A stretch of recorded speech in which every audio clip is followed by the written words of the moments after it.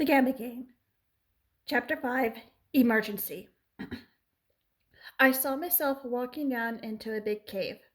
Dragons peered out at me from behind the bars of the locked cells. I could only see their eyes. Their bodies were black with no distinctive shapes. One cell was covered in a thick black cloud.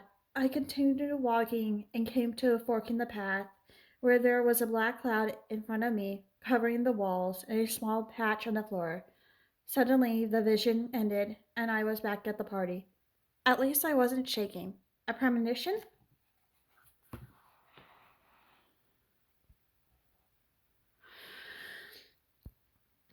Your father is accused of breeding dragons, I told Tybalt. We want to know why and what do the Blakes have to do with it. I felt a sudden burst of energy that I used with Basta to investigate the vision. What I didn't realize was somehow Tybalt and Kevin came along with me. Dang it.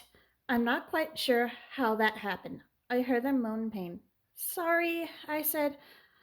I didn't expect you to come with me. I looked inside a cell and saw it covered in blood and a picture of a spray painted monkey with its feet and hands cut off. Someone had written beneath it, Touch no evil, Mira. I looked down at the floor to find several hands and feet of something. They were unrecognizable.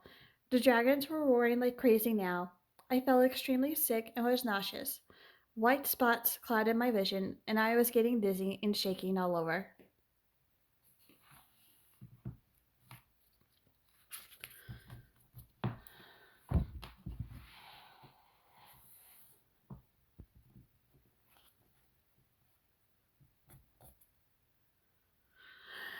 I have to find Tommy. I must. I can feel it. I felt another burst of energy and used it to pass stuff back to the fork in the path. I was strained and knew I would lose consciousness at any moment, but I held on and used all my strength to get another burst of energy. That's when I saw Kevin and Tibble pass down on the ground. I looked and saw the spray painted monkey with his hands covering his gouge out eyes. The writing now said, See no evil, Thomas. I looked on the ground to find a pair of glasses with eyes. I lost my sight and knew I didn't have much time left before I would pass out too. I cupped my hands together and mustered all of the energy memories of the snow mice. But I couldn't say the words, so I prayed the two new mice I made would find Sandy to get help. I felt myself hitting a hard surface and knew I was out. When I woke up, I was in a hospital bed. I was still feeling tired, but glad I had my glasses and could see again. I saw the Egyptian goddess Bast sitting by my bed reading a book. She had blue eyes and her blonde hair was in a bob. She was wearing a cat print suit. I've known Bast for a long time, as she and Dr. Wolf were remarkably close. She saw me looking at her, and she said with a sweet voice, I'm glad you're awake, Johanna. You gave us quite a scare. Auntie Bass, seems as though you've had a good recovery. What happened after I passed out? I asked.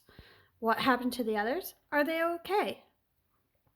Bass smiled, but with some sadness. After you passed out, your snow mice went looking for help.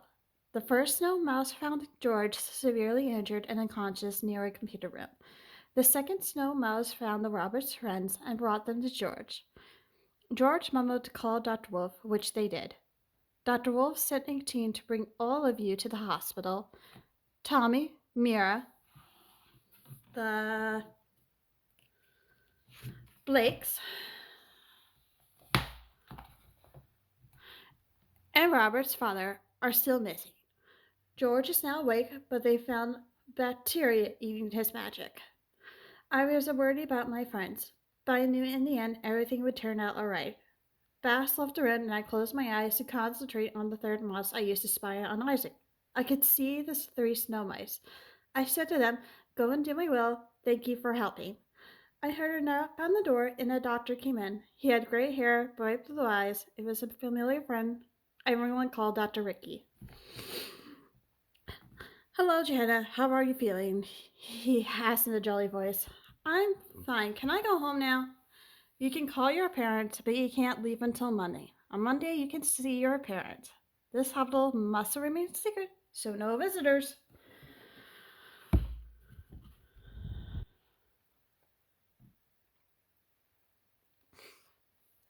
I nodded and said, Dr. Ricky, can you do me a favor?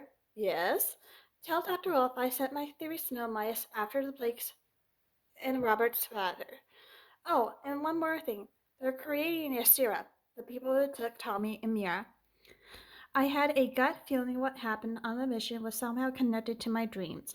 Dr. Ricky gave me my phone and left. I called my mom to catch up with her. She was no stranger to having family members in the hospital, especially when it comes to being a secret keeper and having a clumsy triplet brothers. Dr. Riley had called her to let her know that I was okay. When I hung up, I noticed the date on my phone and I realized I had been out for 3 days. Bass came back in with some food. Holy crap, I was out for 3 days, I said. You passed out because you were drained to magic. You had to use up all your magic, and if